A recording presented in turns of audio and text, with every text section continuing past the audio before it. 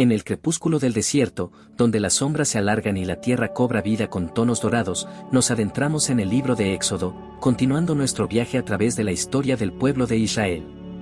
En este capítulo, el número 39, somos testigos de la culminación de un esfuerzo extraordinario, la confección de las vestiduras sacerdotales y los elementos sagrados que adornarían el tabernáculo. Cada hilo, cada piedra preciosa, cada detalle meticulosamente elaborado nos cuenta una historia más profunda, una conexión tangible entre lo terrenal y lo divino. Únetenos mientras exploramos Éxodo 39 y nos sumergimos en la riqueza simbólica de las vestimentas del sumo sacerdote y los detalles que rodean la consagración del tabernáculo. Prepárate para sumergirte en la majestuosidad de la adoración divina. Comenta por quién quieres que oremos en el próximo video para unir nuestras oraciones al cielo y puedas ver milagros logrados en tu vida. Te esperamos en el próximo video. Hasta luego y Dios me los bendiga. Éxodo 39. Hechura de las vestiduras de los sacerdotes. Las vestiduras tejidas para ministrar en el santuario se hicieron de lana teñida de púrpura, carmesí y escarlata. También se hicieron vestiduras sagradas para Aarón, como se lo mandó el Señor a Moisés. El efod lo hizo Bezalel de oro, lana teñida de púrpura, carmesí y escarlata, y lino fino. Martillaron finas láminas de oro, y las cortaron en hebras para entretejerlas artísticamente con la lana teñida de púrpura, carmesí y escarlata, y con el lino. Se hicieron hombreras para el efod, las cuales se sujetaron a sus dos extremos. Su cinturón tenía la misma hechura que el efod, y formaba una sola pieza con él. Estaba hecho de oro, lana teñida de púrpura, carmesí y escarlata, y lino fino, como se lo mandó el Señor a Moisés. Las piedras de ónice se engarzaron en los engastes de filigrana de oro, y en ellas se grabaron, a manera de sello, los nombres de los hijos de Israel. Luego las sujetaron a las sombreras del efod para recordar a los hijos de Israel, como se lo mandó el Señor a Moisés.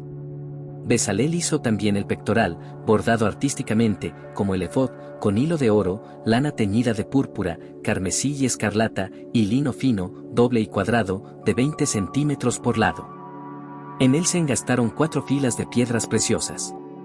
En la primera fila había un rubí, un crisólito y una esmeralda, en la segunda hilera, una turquesa, un zafiro y un jade, en la tercera hilera, un jacinto, un ágata y una amatista, en la cuarta hilera, un topacio, un ónice y un jaspe.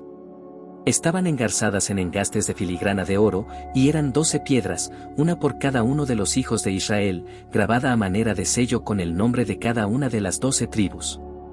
Para el pectoral se hicieron cadenillas de oro puro, a manera de cordón. Se hicieron 2 engastes en filigrana de oro y 2 anillos de oro, y se sujetaron los anillos en los 2 extremos del pectoral. Luego se sujetaron las 2 cadenillas de oro en los anillos a los extremos del pectoral, y los otros 2 extremos de las cadenillas en los 2 engastes, asegurándolos a las sombreras del efod por la parte delantera. Se hicieron otros 2 anillos de oro, y los sujetaron a los otros 2 extremos del pectoral, en el borde interior, junto al efod. Además, se hicieron otros 2 anillos de oro, los cuales sujetaron la parte inferior de las sombreras, por delante del efod y junto a la costura, exactamente encima del cinturón del efod. Con un cordón de lana púrpura ataron los anillos del pectoral a los anillos del efod, a fin de unir el pectoral al cinturón para que no se desprendiera del efod, como se lo mandó el Señor a Moisés. Bezalel hizo de lana teñida de púrpura, y tejido artísticamente, todo el manto del efod. Lo hizo con una abertura en el centro, como abertura para la cabeza, y con un refuerzo alrededor de la abertura, para que no se rasgara. En todo el borde inferior del manto se hicieron granadas de lana púrpura, carmesí y escarlata, y de lino fino, lo mismo que campanillas de oro puro, las cuales se colocaron en todo el borde inferior, entre las granadas. Las campanillas y las granadas se colocaron, en forma alternada, en todo el borde inferior del manto que debía llevarse para ejercer el ministerio, como se lo mandó el Señor a Moisés. Para Aarón y sus hijos se hicieron túnicas de lino tejidas artísticamente, las mitras y el turbante de lino, y la ropa interior de lino fino. La faja era de lino fino y de lana teñida de púrpura, carmesí y escarlata, recamada artísticamente, como se lo mandó el Señor a Moisés. La placa sagrada se hizo de oro puro, y se grabó en ella, a manera de sello, santo para el Señor. Luego se le ató un cordón de lana teñida de púrpura para sujetarla al turbante, como se lo mandó el Señor a Moisés. La obra del tabernáculo terminada, toda la obra del santuario, es decir, la tienda de reunión, quedó terminada. Los israelitas lo hicieron todo tal y como el Señor se lo mandó a Moisés, y le presentaron a Moisés el santuario, la tienda y todos sus utensilios, sus ganchos, tablones, travesaños, postes y bases. El toldo de pieles de carnero teñidas de rojo, el toldo de pieles de delfín y la cortina que resguardaba el arca del pacto con sus varas y el propiciatorio, la mesa con todos sus utensilios y el pan de la presencia, el candelabro de oro puro con su hilera de lámparas y todos sus utensilios, y el aceite para el alumbrado, el altar de oro, el aceite de la unción, el incienso aromático y la cortina para la entrada de la tienda, el altar de bronce con su enrejado de bronce, sus varas y todos sus utensilios, el lavamanos y su pedestal, las cortinas del atrio con sus postes y bases, y la cortina para la entrada del atrio, las cuerdas y las estacas del toldo para el atrio, todos los utensilios para el santuario, la tienda de reunión y las vestiduras tejidas para ministrar en el santuario, tanto las vestiduras sagradas para el sacerdote Aarón como las vestiduras sacerdotales para sus hijos. Los israelitas hicieron toda la obra tal y como el Señor se lo había ordenado a Moisés. Moisés, por su parte, inspeccionó la obra y, al ver que la habían hecho tal y como el Señor se lo había ordenado, los bendijo. El Éxodo describe la maravillosa intervención de Dios a favor de su pueblo escogido al liberarlo de la esclavitud y su bondadosa condescendencia al realizar un pacto con ellos. El tema que atraviesa todo el libro como un hilo de oro es el propósito de mostrar que ni la repetida infidelidad del pueblo escogido ni la oposición de la mayor nación de la tierra podrían desbaratar el plan de Dios para su pueblo. Hola, bienvenidos familia del canal Esperanza Digital Studio. Hoy hemos llegado a nuestro penúltimo capítulo del libro de Éxodo, del capítulo 39, donde hemos estado analizando y comprendiendo la construcción del santuario en todos sus detalles y con todos los elementos y con todas las medidas que nos permiten a nosotros extraer lecciones para nuestra vida práctica, y le damos gracias a Dios porque ha guiado nuestro estudio. Y hoy hemos llegado entonces al penúltimo capítulo. Ya el día de mañana estaremos terminando este libro de Éxodo. Gracias a ustedes por seguirnos cada día, así que sí.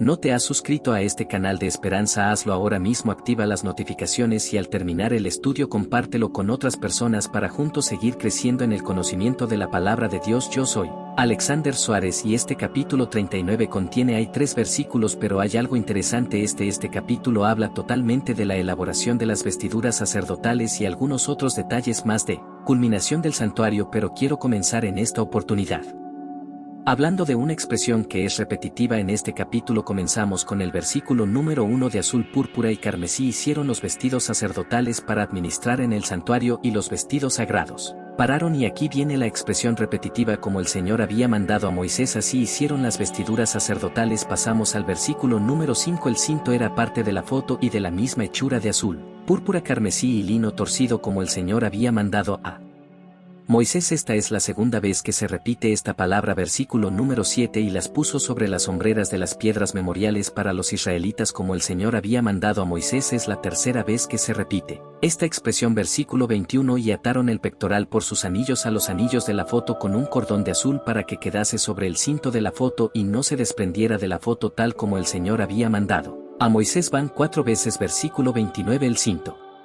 también fue hecho de lino torcido azul, púrpura y carmesí, obra de bordados, como Señor había mandado a Moisés. 5 veces se ha mencionado hasta este momento. Versículo 31. Y pusieron en ella un cordón de azul para colocarla en alto sobre la mitra, como el Señor había mandado a Moisés. Van 6. Versículo 32. Y acabaron la obra del santuario y la tienda de reunión. Los israelitas hicieron tal como el Señor lo había mandado a Moisés, y así lo hicieron 7 veces. Entonces se presenta hasta este momento la expresión como el Señor había mandado a Moisés, y se hace con respecto a las vestiduras sacerdotales. Cuán importante eran estas vestiduras y qué elementos comprendían. Hay muchos detalles en todo este capítulo, pero hoy quiero explicártelos de manera resumida. Lo primero, y voy a presentar aquí en la imagen en la pantalla para que ustedes puedan visualizar cómo era la vestimenta sacerdotal de aquellos sacerdotes comunes, porque había sacerdotes y había un sumo sacerdote en este caso, y en este contexto el sumo sacerdote era Aarón. La vestimenta común de los sacerdotes era totalmente de lino torcido, que es un tipo de tejido para este lino, pero que en realidad su color era blanco. Era totalmente blanco, con su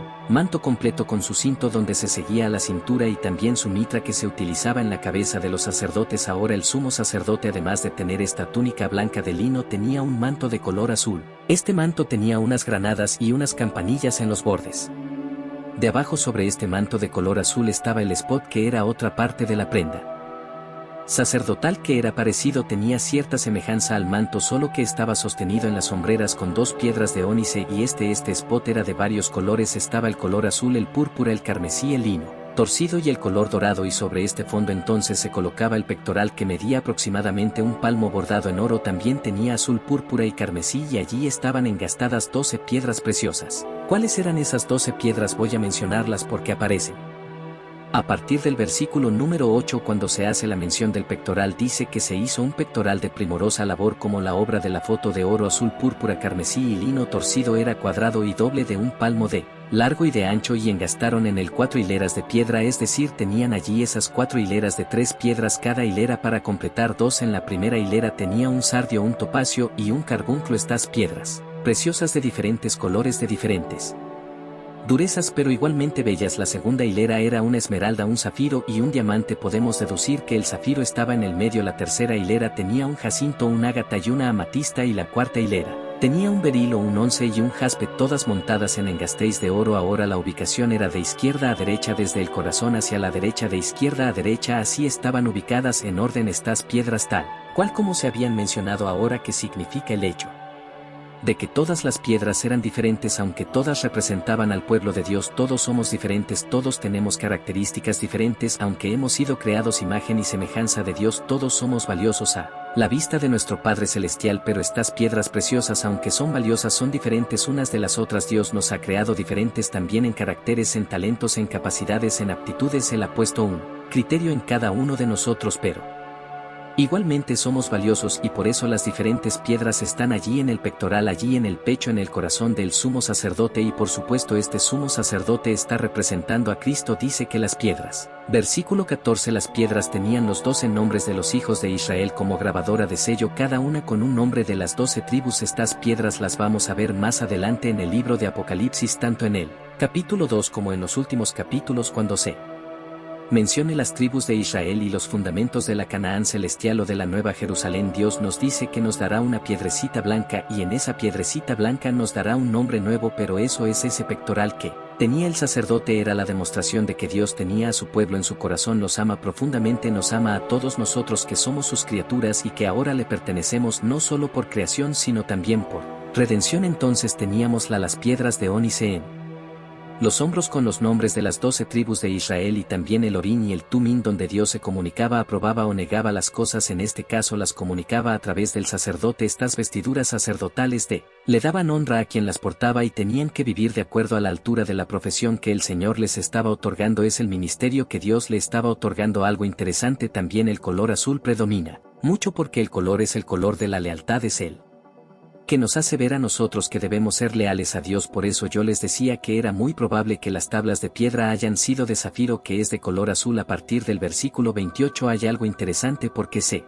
habla de la mitra y de la diadema que van en la cabeza. Son dos cosas. En el caso de los sacerdotes comunes solo llevaban una mitra, pero en el caso de sumo sacerdote llevaba la mitra y la diadema. La mitra fue hecha con sus adornos de lino, y también se menciona los calzoncillos de los sacerdotes de lino. El cinto también fue hecho de lino torcido, azul, púrpura y carmesí, obra de bordados como el Señor lo había mandado. Ya esto lo hemos mencionado. Además hicieron la diadema, que esto es como una corona. La diadema entonces es parte de la realeza. El sacerdote fungía también como un rey, como un representante real de Dios en este gobierno del pueblo de Israel, que por supuesto está regido por una teocracia, y el sacerdote era podemos decirle así, su primer ministro aquí en la tierra, y en este caso en él pueblo de Israel. Entonces la diadema era de oro puro y escribieron en ella como grabadora de sello. Dice el versículo 30 la expresión consagrado al Señor. Otra versión de la escritura, la Reina Valera 60, dice santidad a Jehová, y esto iba en la frente, en la mitra y en la diadema estaba escrito esto, y pusieron en ella un cordón azul, porque el azul representa la fidelidad a los mandamientos de Dios, para colocarla en alto sobre la mitra como el Señor había mandado. Entonces hasta este momento